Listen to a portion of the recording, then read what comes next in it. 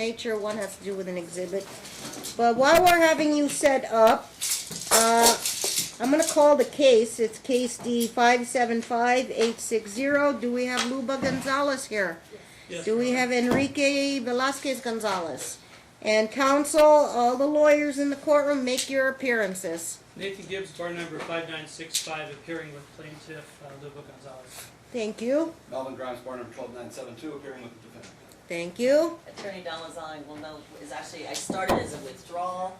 There was a substitution that came in, and then I'm now continuing on with the reduction of its ruling. And former counsel to the Former counsel plaintiff. to Luba Gonzalez, correct. Okay, get your bar number. 3475. Who else Sorry, is with Judge. you today, counsel? I'm sorry? Who else my is with you? paralegal, Catherine Noose, Noose. NJUS. Okay. Anybody else here from the law offices? I will be ready to argue the motions. Cases, right? That's it. Okay. So, we're going to argue your motion to enforce the attorney's lien, or reduce it to judgment as well, so judgment and a lien. They have their opposition, and they have a counter motion, a separate motion to strike the Exhibit 1 to your reply to the opposition, and I don't know if you had any time to file another reply to that, but I'm well aware Yeah, we what's... did yesterday, Judge. You should have a copy. Did you? I understand everybody else got I do. copies. I did Okay. see it. Yeah. I Okay, I did. just wanted to make sure everybody got a copy, because I have been speaking to make sure that they know. I And then for glad... the record, Your Honor, that Yeah. it'll still stand, I have an offer of reducing my amount Okay. to 15,000, just so you know. Now, And it's still on the table. just to kind of cut to the chase here, Mr. Gibbs, you making a request that it be handled through the State Bar Agency? That's right, Your Honor, Okay. and the way the State Bar Agency's rules work is that if you say, let the State Bar handle it, then they have jurisdiction. If not, then not. It's pretty straightforward rule. Correct, okay. And are you challenging any other aspects of the lien, like pursuant to the Argentina requirements? I'm not challenging anything specific about the lien. We do have issues with some of the line Okay. items on the bill. Yes. Okay, right, and And Ms. that was where the Lozano. discussion was before, and that's why I said, Are- again, if we wanted to do 15, that would be just fine. Okay, so is there a State Bar claim going on? Your Honor, I got something yesterday Mm-hmm. that she did not fill out that there was a motion pending in front of this court, so that's the only reason that they opened it. Pause, do we have an interpreter here?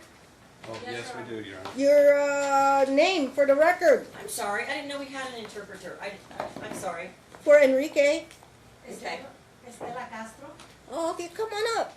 Okay, all right. Do we need to redo any? No, of no, I that? mean to the dad. Yes. You're gonna interpret for the dad, so have a seat there and you can Your interpret. Honor, the interpreter's understanding is that it will be for testimony only, not hearing. Oh, I see. For testimony for the father, so he can understand the questions. Okay. That seems correct. Ah, you could stand by then, thank you. Okay. Back to my question, is there a State Bar claim going on? Your Honor, it just happened, and she forgot the part about how there was not a lien. She didn't write on there that we already had something pending in court. Well, okay, I mean, that's their forms. Right. But let me answer that question, Mr. Gibbs. This isn't my first rodeo, so I've had liens before. We had that whole thing with Argentina, and then I got actually schooled when they said, judges, you should be able to rule on liens. You don't need to wait for State Bar to rule on the liens, and you have every jurisdiction to rule under the law pursuant to our lien statutes. So the fact that okay, you know, she filed a State Bar fee dispute doesn't divest me of any jurisdiction. And I sort of got a hint from the State Bar saying, rule under the law. Don't let us hold you up, and whatever decision comes in your courtroom, we will take that into consideration when you have your fee dispute, and you still have a right to do your fee dispute. Now, Mr. Grimes, do you have any thing to say on the dispute that they're having there? On the lien? Are you no. taking any position? I'm taking no position regarding the attorneys. Okay, I just thought I'd give you a due process opportunity to put your input, but you say you have no input. So, I'm going to rule on the lien. It's not like motion, I just skimmed over, I checked everything, looked at the retainer agreement. Everybody in the bar knows that when you update your retainer agreement, because to get around that Argentina problem, it has to say that if you, by signing this retainer agreement, your contract with the lawyer, you have given your consent in the event that they want to seek a lien. Certainly, you can dispute the reasonableness of the charges, and I might pass that off to the state bar, but the amount that is being claimed is, what is the total amount you're seeking, Ms. Lozano? And now, that's the part where I asked Mr. Gibbs, do you have any reason to challenge or point out any examples to the court of charges that doesn't make sense to the mom, or? Should I give you that number while he's looking, Judge? You can give me your final number. 18,390.50. 18,390.50. Correct, Judge. 18,390.50. But as I said, I have an offer on the table. I will still honor that offer. Now I'm gonna jump to Exhibit 1. Thank you, Judge. They want it stricken. It's sort of hinted at attorney-client privilege. And do you believe it is or is not? Do you take a position? I don't believe so, Judge, because even what they said is the 1.6. If there's anything that comes up regarding the attorney-client client relationship, Yeah. you can't explain it, which I did, and that's all that I did. So it explains the fees. No, not the fees, because remember on the motion to withdraw, it started as a motion to withdraw, Your Honor, I want to be really clear. It started as a motion to withdraw on the 12th. In that, if you look at the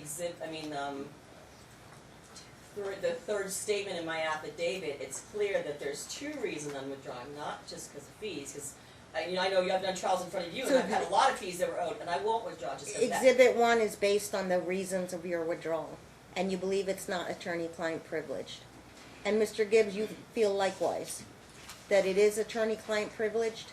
Sure, I do, and I'll explain why, Your Honor. Okay. First of all, But, I'm sorry, Your Honor, I just want to make sure I read why, okay? Because they even cited in there when we were talking back and forth about this. NRCP, what was 1.6, NRPC, it's a rule of professional conduct. 1.6B5 allows a lawyer to reveal information relating to the representation of a client to the extent that the lawyer reasonably believes necessary to establish a claim or defense on behalf of the lawyer. So what they're using to say I can't use it is the exact reason the State Bar has forever said that you can. So I was saying very specifically, it's not just that reason. Our views just became so divergent, and you can look at what we have, and I can read it to you, Judge, for the record, but it's the one that was filed. If you look at my affidavit, number 3 says very clearly on me withdrawing that I had recently reached the conclusion that it would be in Luba's best interest that I withdraw as her counsel and that she retain other counsel in this matter. Luba and I had different perspectives on how to proceed with her case, and have reached an impasse on how to proceed. And then, furthermore, Luba is not paying my fees upon the agreement of the retainer agreement. In the retainer agreement, it says if you ever have a problem with anything within 30 days, let me know.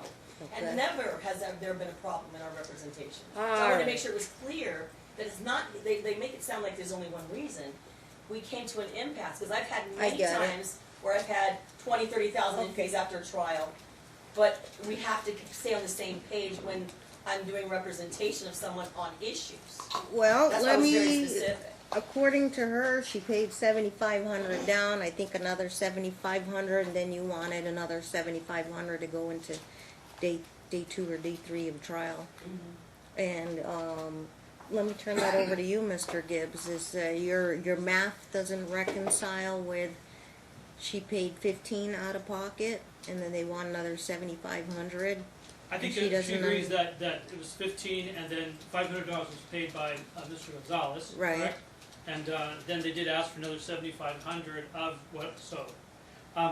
As to the exhibit 1, here's the situation. They're citing a rule that says if you have a controversy between the lawyer and client, you can reveal confidential information. As to their representation of that But the person. information that you reveal has to have something to do with the thing that, the controversy between the client and the attorney. You don't just get to say, hey, I got a fight with my client, so I'm gonna reveal anything I feel like about representation. It's our contention that that's what's being done here, because Ms. Lozano's quoting things from her affidavit. In her motion to withdraw, she says right in there that there's been a breakdown in communication, that she and the client have different perspectives on how to proceed. They've reached an impasse. She says the same thing in her reply. The problem is that Luba isn't denying that.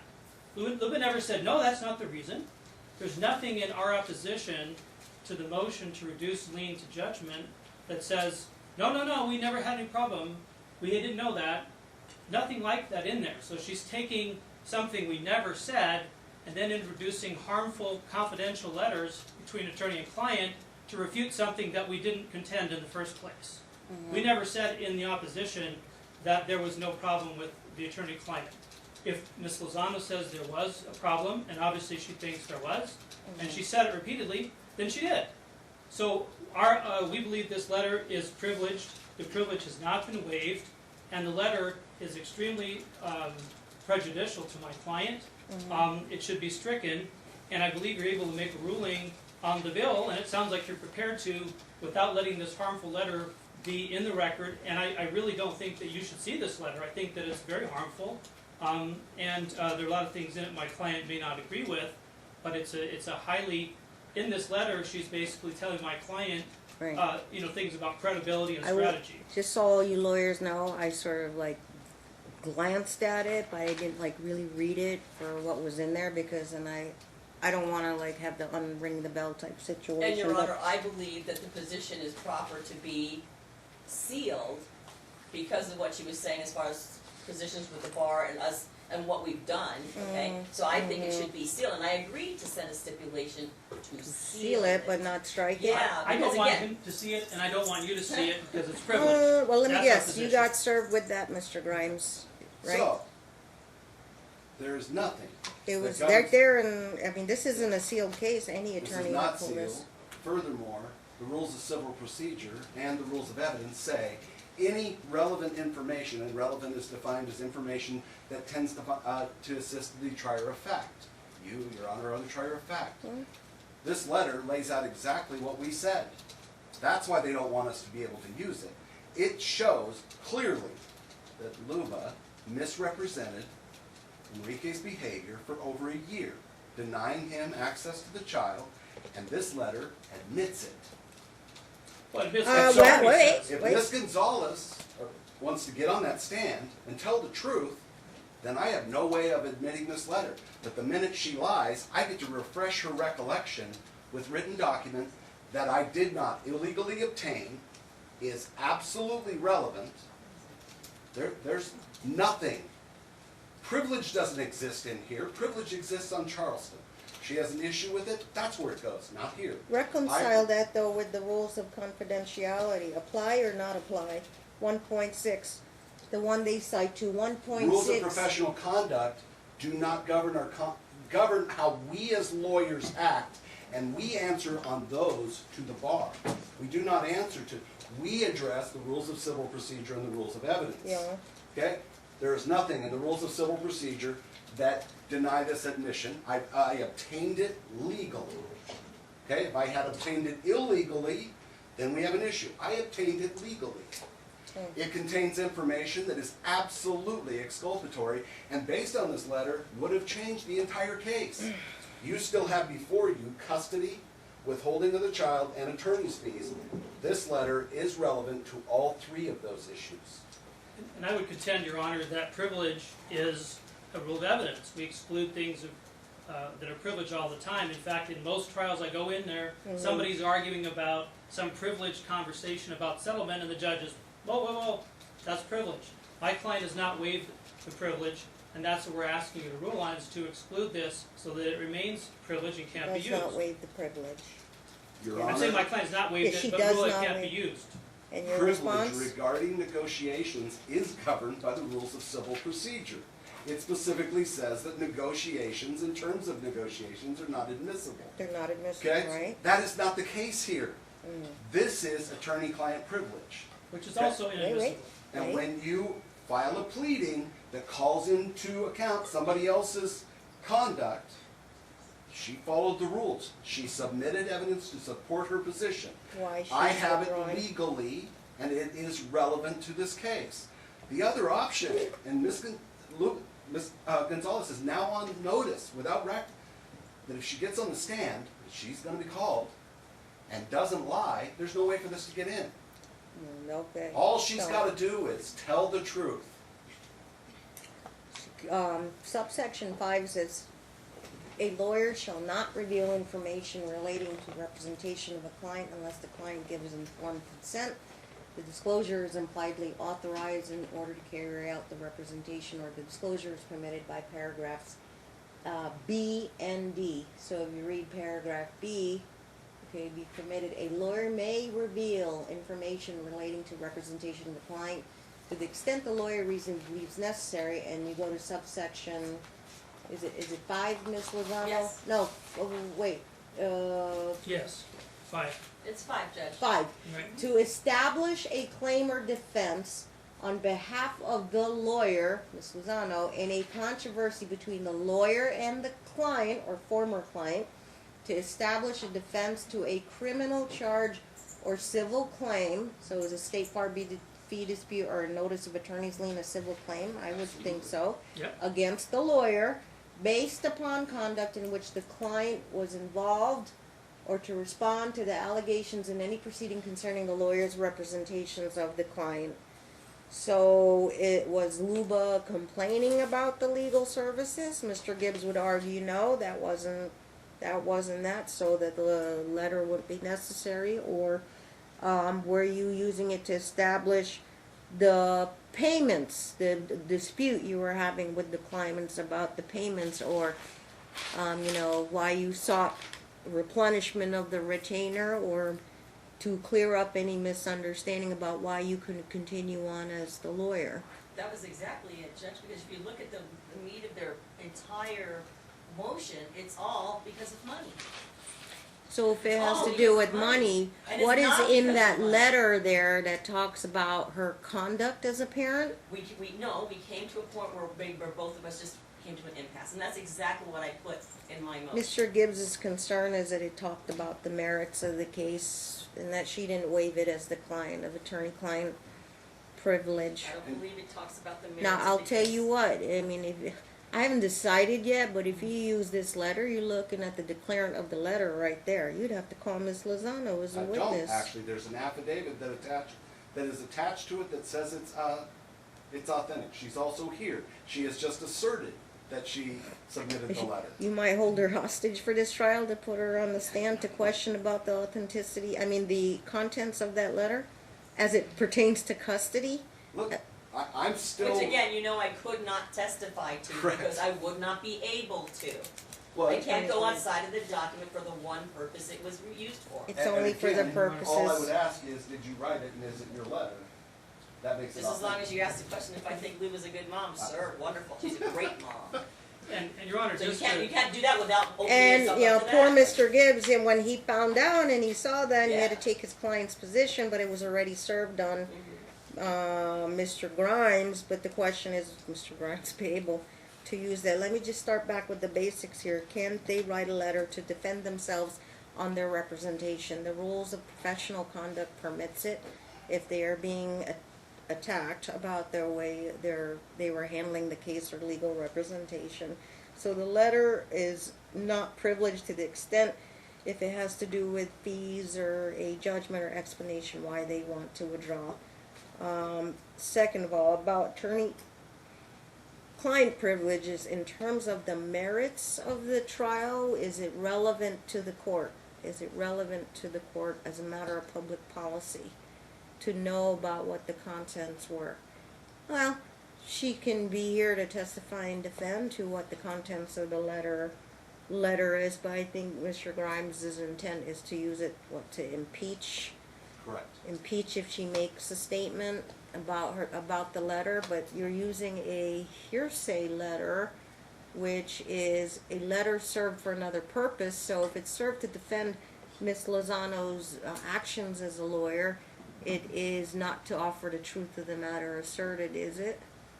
Is it still a hearsay document? Because Ms. Lozano is the author of that document.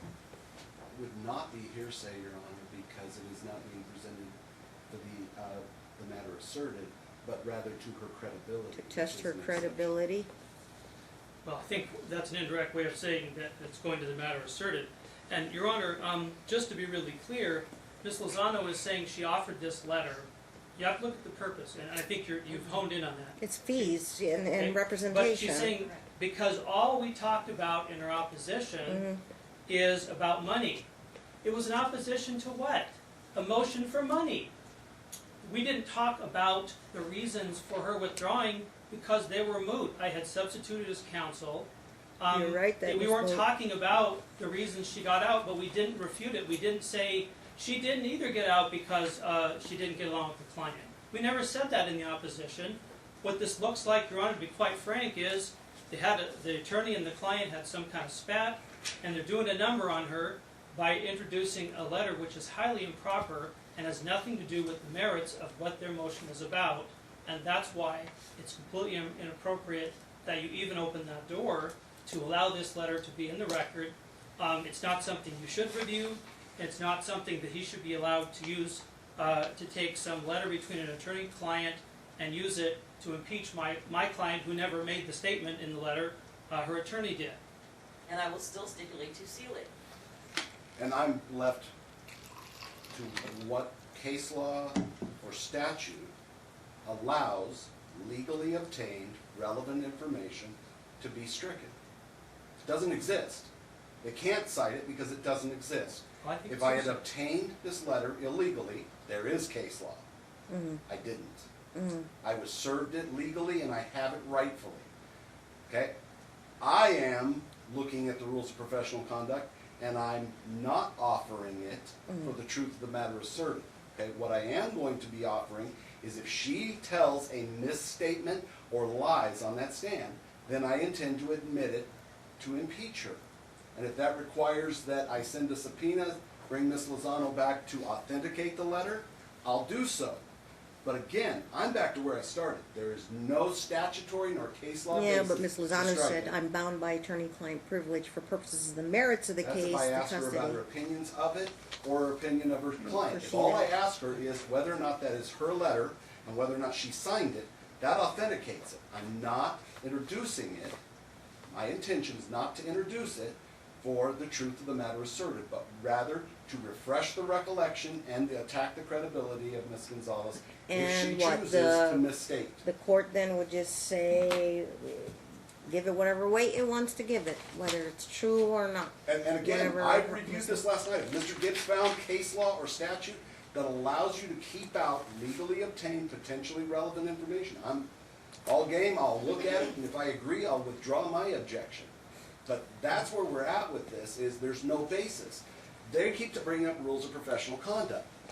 Those are asserted on Charleston, not at Pecos and Bonanza.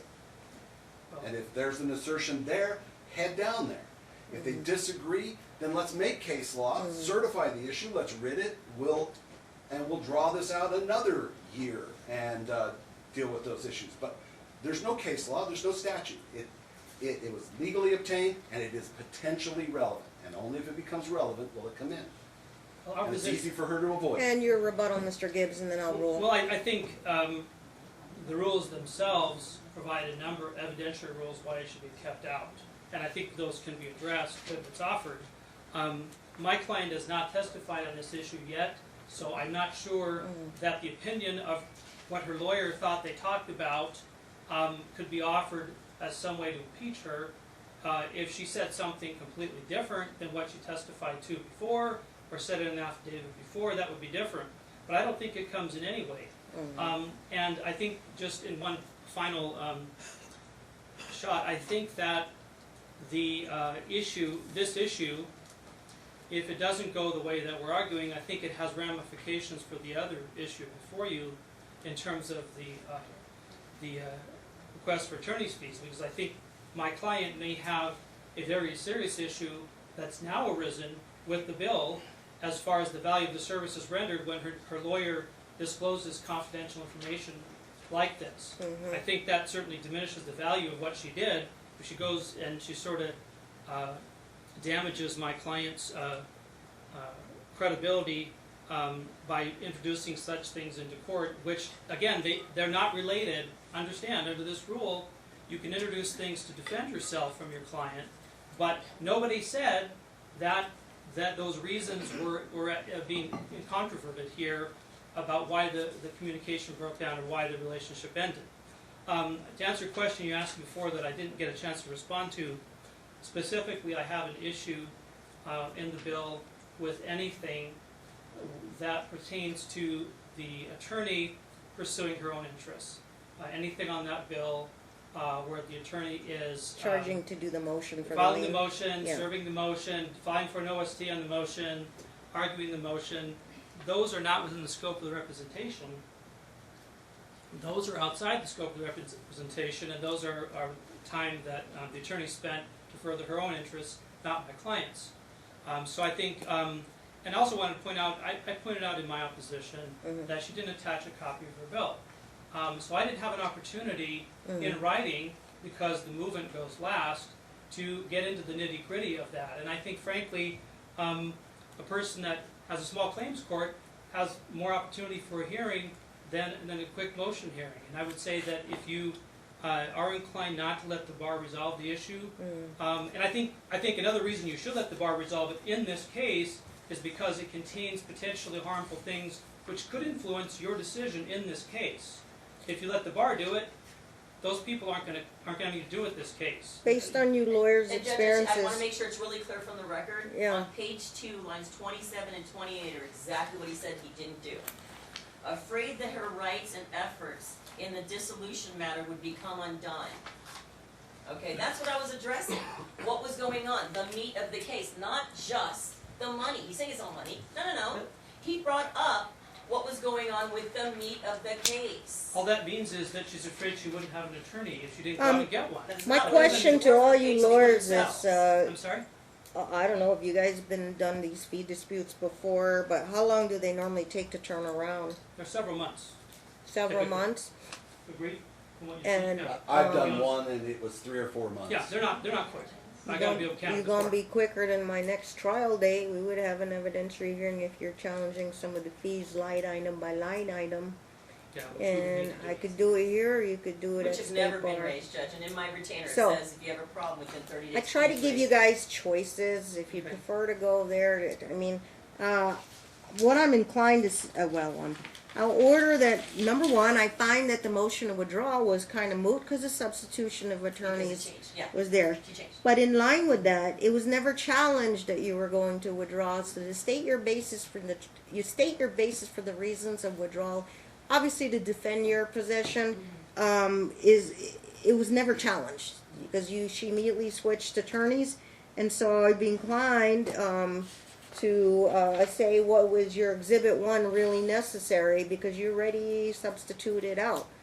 If it has something to do with the reasonableness of your fees, which is the subject of the lien, the content of the letter, I think it does have talk a little about, well, we discussed this and you gave me this kind of money down, then you paid me this kind of money, then we told you we need additional That only money. was filed So after with the reply, Judge, after their I opposition. believe right? that that's relevant to the reasonableness of the fees. I would deny the motion to strike it, but I would seal the exhibit because if there's anything in there that looks like attorney-client privilege, I scanned it. I didn't really read it.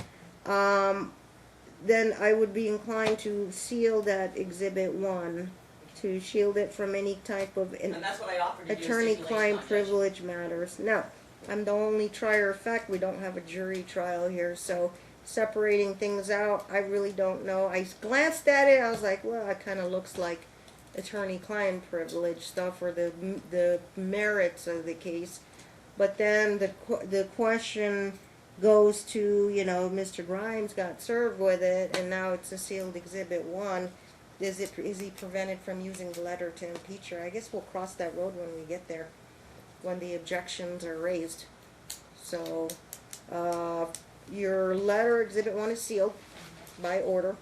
2, the purpose of your letter was to only had to do with the lien. 3, I'm no better than the state bar. They handle what they do and I do what I do. But if we're challenging line item by line item of the fees, I rarely do that, but I'd give you an evidentiary hearing to challenge the line item by line item. And if state bar goes first, great, they'll go first.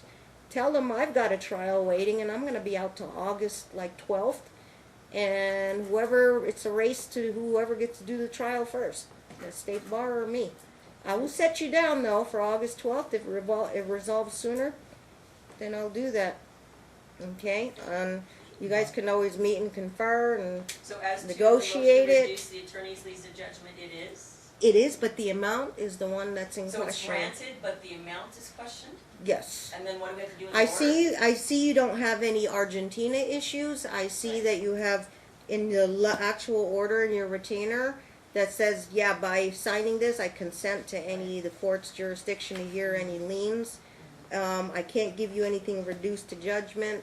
The lien, you can attach it. Is a retaining lien, the file and a piece of property, or no? Just the retaining lien for the file. Okay, and I cannot give you a dollar amount today because I think they have, as a matter of due process, they have a right to challenge the I just mean, how do we line draft item the order? Is fees. he going to challenge it and then we respond and then you rule? So Or I would figure out the say, mechanics? yeah, I would say wait for the order. I mean, I can't, if I have anything sooner, I'll bump you up, but this is not this is a non-rush case for me. I mean, I got other custody relocation cases and stuff. But August 12th, 11th, So we'll- August 11th, I'll Address set it you then. down. It's a race to whoever does it first, me or the state bar. Okay. August 12th. And then who knows Hang what on. the state So bar then is going to we do do. this stuff with the state bar too? I'm trying to figure out what we're doing If I here. can You step in- proceed with the state bar. If they're going to hold their hearing a lot sooner to challenge the fees, then they'll do it sooner. So I give them an order from you saying that my motion's granted, but there's the order for the fees is open until the next Well, trial, yeah, we and then can't- they look at it that way. I can't give you the definitive amount of what your lien will be, So but it's you will granted, but we get a don't know lien. for how much. Correct. That's the best way? Okay, I'm just trying to Yeah. think, I don't wanna mislead anybody, Correct. so, okay. In order that the state Now- bar doesn't get confused, they only hear things if you've declined. And so I think the order needs to say that they're free to rule on it, and as long as they do before the 12th of August, and if they haven't by the 12th of August, you're gonna hear it. Well, Correct. they'll probably raise an eyebrow like, what did Judge Moss do? But I'm So setting you're it for saying the trial. 11th, you're saying the 12th, I'm sorry, just trying to be 11th, clear. at what time? How many months out is that? March, April, May, June, July. Well, under 6 months out. That's where I'm setting out for trials. Okay. I'm sorry, what time? No, you know what I predict? The state bar will be like, oh, Judge Moss is holding an evidentiary hearing. We're just going to wait till after August 11th. Okay. And I'll rule that day, hopefully. Okay. Counsel, I don't But want are to you be, gonna have- I don't want to be here all night on that. I'm going to give you like 2 hours apiece to, testify or present your evidence on the reasonableness of the fees. And usually 4 we hours just, on a bill? I don't know how long it'll take. I don't know how many pages your bill is. Now, Mr. Grimes, you're welcome to come, but it really has nothing to do with your client or you. At this time, I incline to not be here. Thank you. Okay, I so didn't hear what time on the 11th. we will get going on that. I will call it an evidentiary hearing. I'll swear you guys in, and then I'll say, okay, page 1. Anything problem there? Okay, page 2. Any problem there? And then I'll take it item by item. Okay? No, I don't think it will take all day. Hour and a half, maybe. Okay. Okay, so let's just So run. are Let's they the run ones by saying they it. have a problem, or do I have to prove it? I'm trying to figure out how to do it, Judge. I've They- never had this before. I've been doing this 32 years. I've never heard of this before. Let me see. In my 20 years, have I ever had a trial on fees? No. Usually, I encourage them to negotiate and settle out of court. Because I've never had it. I've never had it where we've had to do this. So I'm trying Yeah. to figure out, do we have to, does he give me an opposition Yeah, with what he has a problem with beforehand? Yeah. And then do I explain it beforehand? Or do I just wait and come?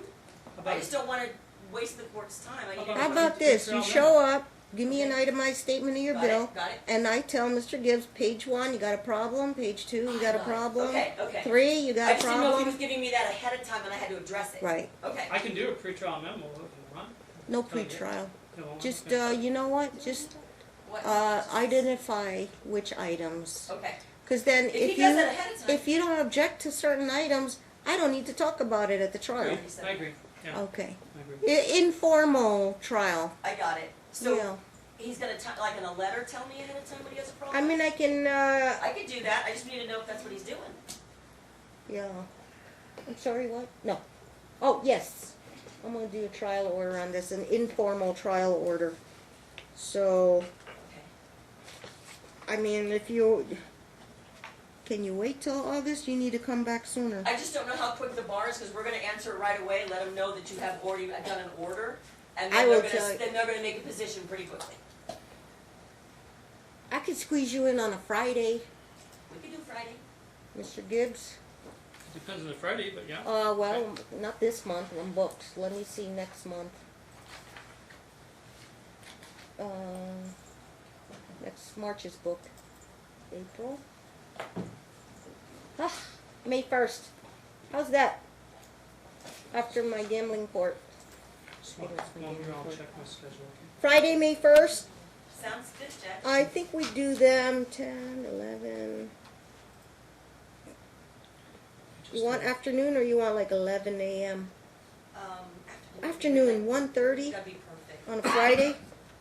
Change them out, Ms. Clerk. We're gonna change them out to May 1st.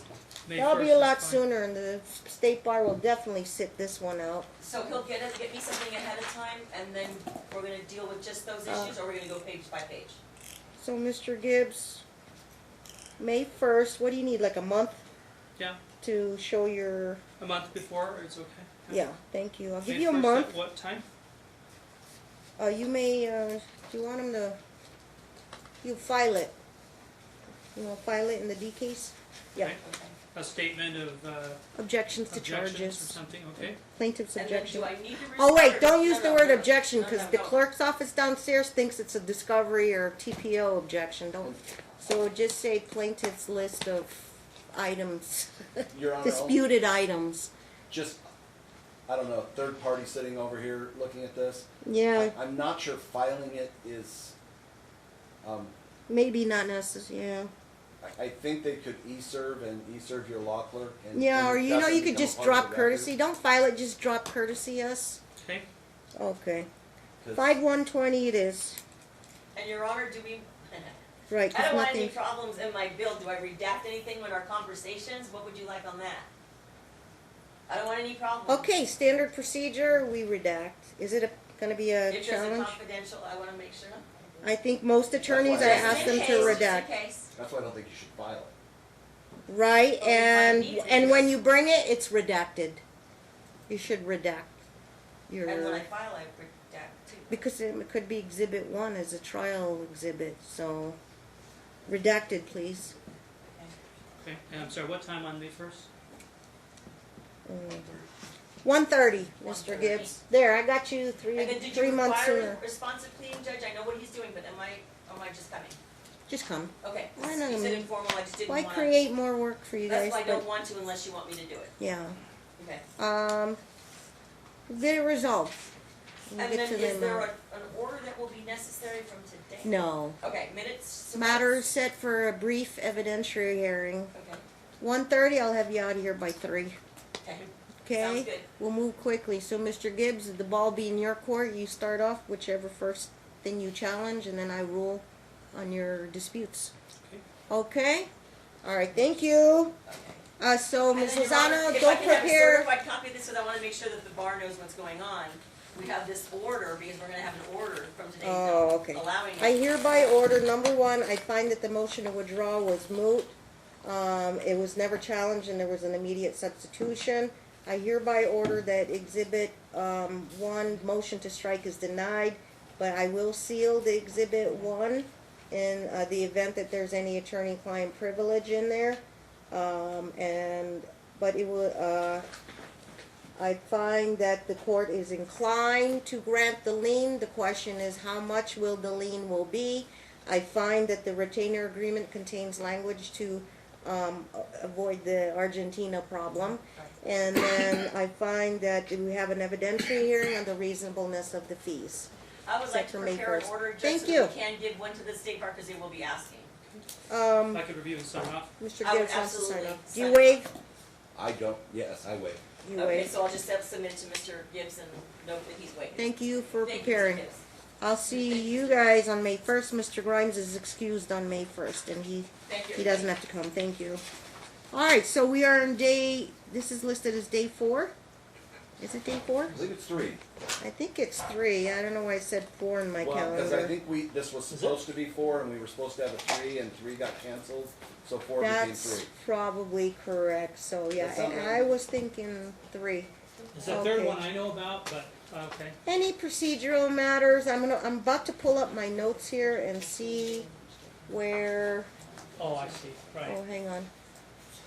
I'm learning how to move from that window to that window. Okay. Any procedural matters? I'm gonna pull up the old trial notes here.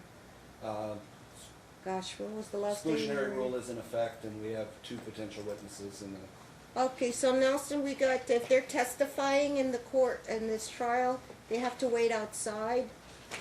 So we started out with Katerina Pyle. We went with maternal grandmother Nadia. And then we went with, on day 2, we had Philip Dace. And then we had lunch recess. And then we started direct of the mom. We did a lot of direct on the mom. That's where I left off, the direct of the mom by mom's attorney. That's where we left off. Yep. So this is day 3 of trial. So you want to finish with your direct, Mr. Gibbs? Yes. Okay, so Luba, we'll have you come up here. And today is February Well, with these other books out there, 19th, yeah, there's 2020. 4 books. There's 4? Yeah, 2 Should for be you, 4. 2 for me. Okay, Zoom mine's combined direct for of yours and mine. mom by Volume. mom's. I see. Okay. Okay. By the way, anything on our discussion? Please raise your right hand. Okay. Do you solemnly swear the testimony you're about to give in this action shall be the truth, the whole truth, and nothing but the truth, so help you God? I do. Thank you. Okay, you may be seated, thank you. Do you remember where it was left off, Mr. Gibbs? I do. Okay, very good, so you may just resume. At some point in time, did you and Enrique begin living apart? Yes, And do you recall when that was? he moved out at the end of January of 2018. If I need to speak up a little bit, can you hear her, Your Honor? Barely, and I have a little cold, so. I think it was an issue before, so try, even though I got, if you can speak up a bit. End of January 2019? 18, 18, okay. And who moved out? Enrique, Where did you live after that? same house. And was that a rental or We bought it. a home you purchased? Did Enrique tell you he was moving out before he did? Yes, we've talked about it for the last 6 months we were together. Okay. And were there any specific discussions at the time that he was actually about to do so? He said he was going to move back to Mexico because he didn't want to be married anymore or be a father. And he was going to sign the house over to me once he left.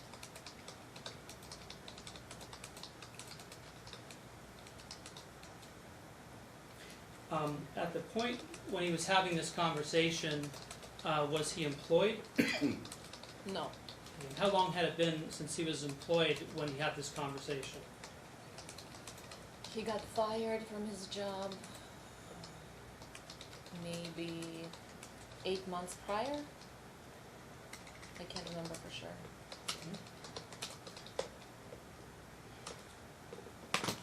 And what is your understanding of why he was fired from his job? because he was drinking. And during the 8 months since he was fired until this January 28th, did he look for work? No, And what was his level of involvement with your daughter Bella during not, that time? not much. I had a live-in nanny at that point already, so she was helping me take care of our daughter while I was at work. Enrique was just having a good time. He went to Mexico a couple times to the beach and partied. How long before January 28th was this discussion about him leaving?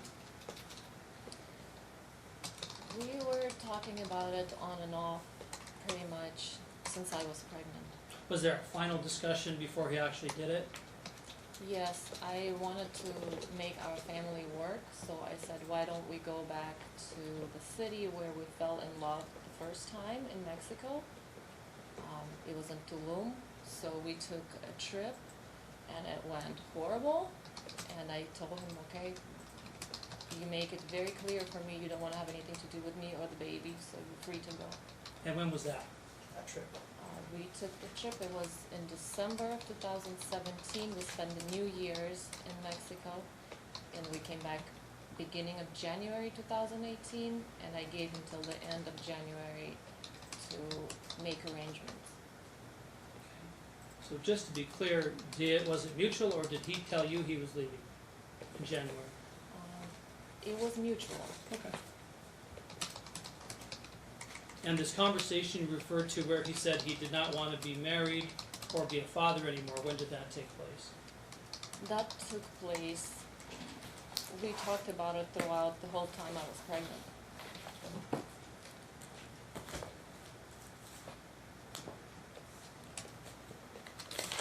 After her birth, whether such, did he say that? Yes, he said he wished for a time machine to make her go away. So this conversation you referred to when he said he did not want to be married and didn't want to be a father, when would that conversation take place? It was many conversations. After he left in the end of January 2018, did he ever come back to Las Vegas over the months that followed? He came back a couple times. The first time I can remember him coming back was in March, and this is when we went to the bank and signed papers for the house, and he signed over the house to me then. And that's what, just to be clear for the judge, that's what year? March of what year? That would be March of 2018. Right. And when he came back to stay when he came back to Las Vegas, do you know where he stayed? Most of the times he stayed with Marianne Lau, who used to be my friend.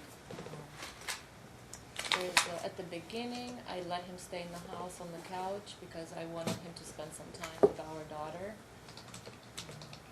But after that, he stayed with Marianne.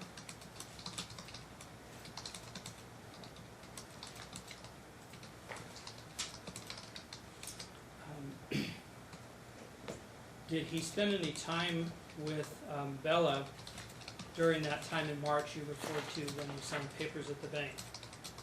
He stayed at the house, so yes, he spent some time with her. And specifically, what papers were signed at the bank? Quitclaim deed.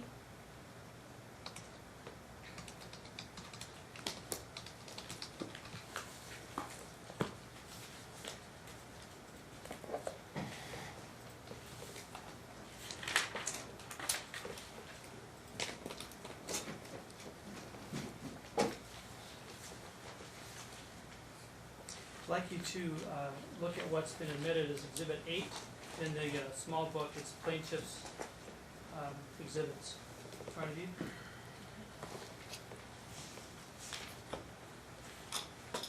Which exhibit, Nathan? Sorry, 8.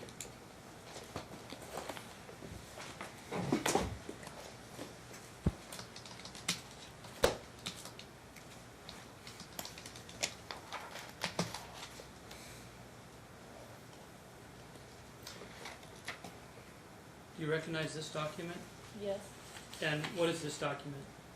This is a paper that I typed up myself, and we went to Wells Fargo Bank and had it notarized by Patricia Gallegos, who also spoke Spanish. And do you recall when it was notarized? It says here March 14th, 2018. Do you think that's a correct date, as far as you know? Yes. And again, did Enrique see your daughter during that trip? Yes, he did. And where did he stay on that trip? I believe he stayed at my house. While he was gone, did he make contact with Bella on the telephone or by Skype or something? Most of the times it would be me calling him and asking him to talk to his daughter. I also gave him access to her bedroom. We have a camera, baby camera, so he could see her. However, he took advantage of that and would point the camera to my bedroom. Was it in more than one room? No, it was the way the room is set up. It's big French doors.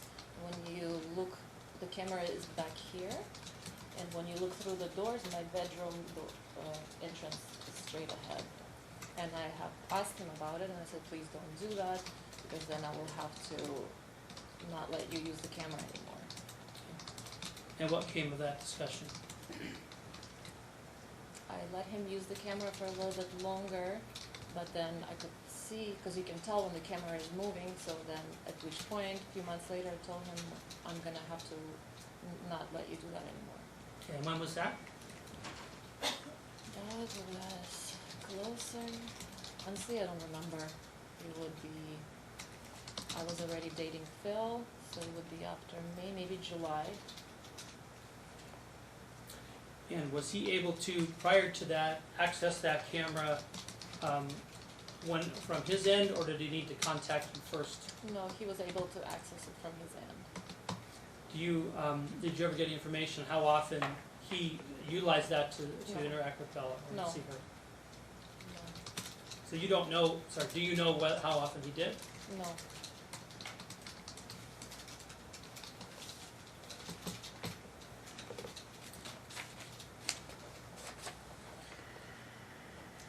Did you ever take a trip out of the country after Enrique moved to Mexico? Yes. And do you recall when that was? That was in May 2018. And where did you go? I went to Europe. My cousin lives there. She lives in Paris, France, and she also, like me, struggled with fertility. And I went to visit her. This was her first pregnancy. And I had an opportunity to go visit her, which I called my mom. My mom took some vacation time, so she came to watch my daughter with a live-in nanny. I also contacted Enrique's mom. She came out for a week. I was gone for 2 weeks. I also let Enrique know that if he would like to come and spend some time with his daughter, I will be out of town. I will allow him to use my house. And did he do that? He did. He came for a little, I think less than a week. And that week was in what month? It was May 2018. And do you remember the exact date you came back or not? I believe it was, I left on May 16 and came back May 30th. Did you take, you indicated that you didn't take Isabella with you? No, she was not even 2 yet. I wouldn't want to take her on a trip to Europe at that age.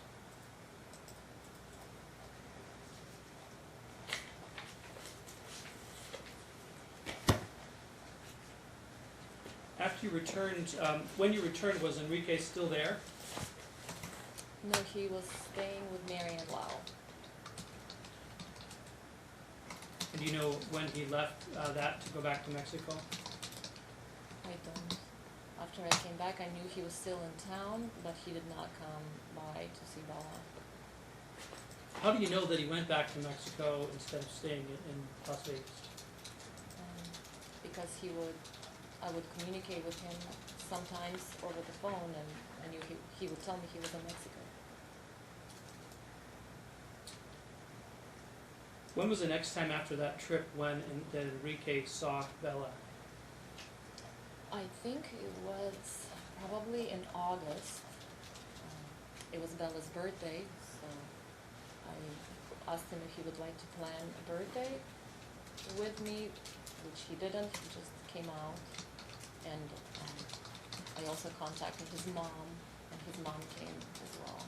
Were there any other times between January and then that he spent time with her for short durations? Not that I can remember. Do you know if he saw her in June? I don't know.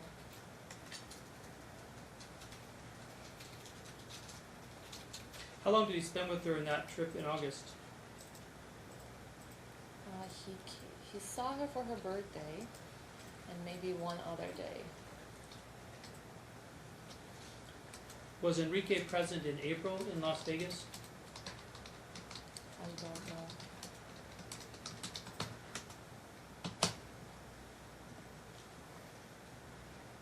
Sometimes he would come to Las Vegas, but he would come see Bella for an hour or two, but he was doing his business around Las Vegas. Are there any documents that you could see that would refresh a recollection of which times he was in Vegas, or is it something you don't remember? He submitted his bank statement, so just from his bank statements, I went through it, and that's how I was able to see that most of the time he was in Mexico, because all the charges are from Mexico. Is it possible that he was here other occasions besides the ones that you recall? It's possible. He did not see Bella each time. I see. At some point in time, did he return to live in Las Vegas? He came back in October of 2018. And how do you know when he was back? He let me know that he came back, and I asked him if he would like to see Bella, and we had an incident at my house where he came, and this is where Phil and I were getting serious, and I let Enrique know that we're gonna be moving in together. So he came to the house, and there's a police report with a event number where he called the police and said that he was very upset that his wife was in his house with her boyfriend and he wanted him to leave. And then he hung up on the police and called them back and said, I don't want you to come anymore, I was just mad. So the police came anyways. I showed them the quit claim to the house, and they said that he cannot tell me who I can and cannot have at my house. He also, at that incident, stated to me that if I let Phil move in, he will fight me on everything. He will fight me on custody, on the house, and he will also go and start a new family with somebody else, because he knew it was a sensitive subject for me because I'm not able to have children. Do you remember when this took place? It was in October 2018 when he came over to the house calling the police. Have you ever have any concerns about Enrique's alcohol consumption? Yes, I have. Why were you concerned? Because when we were together, he drank a lot. He would listen to loud Mexican music and cry. He was also, right before he left, he was suicidal. I asked him, we went to a marriage counselor together for a while, and then he quit. He said he already knows everything and he doesn't need to go. He has raised his hand at me while he was drinking. Did he ever drink and drive that you know of? Yes, he drank and drove every night when he worked at Javier's. Did he ever get a DUI charge that you know of? You said he was suicidal. What led you to believe that he was suicidal? Because he told me that. He said he was so unhappy here, he was not ready to be a father, and he resented me for making him go through this process. If I would have gotten pregnant on my own, which is not possible for me, he would have been okay with it. But because we had to go through the process, he said, I lied to you because I didn't want you to leave me.